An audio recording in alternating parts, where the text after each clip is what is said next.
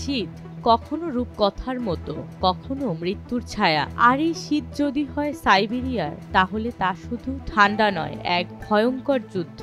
বিশ্বের শীতলতম অঞ্চলগুলোর মধ্যে অন্যতম সাইবেরিয়া, রাশিয়া।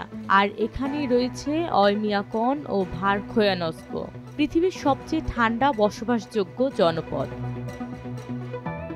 বরফে ঢাকা অনন্ত বন, জমে থাকা নদী আর বাতাস যেন ছুরি দিয়ে চামড়া কেটে ফেলে। এটাই সাইবেরিয়া। এখানে তাপমাত্রা নামে -50°C নিচে। সময়ও যেন এখানে থমকে যায় হিমবিন্দু হয়ে।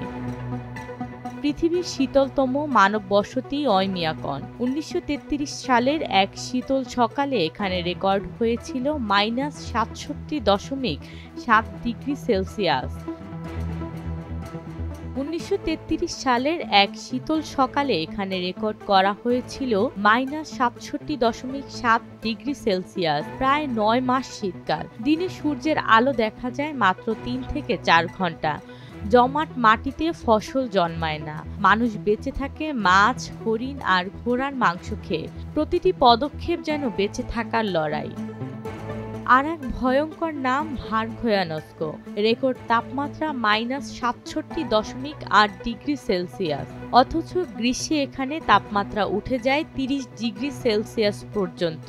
অবিশ্বাস্যভাবে 100°C পার্থক্য।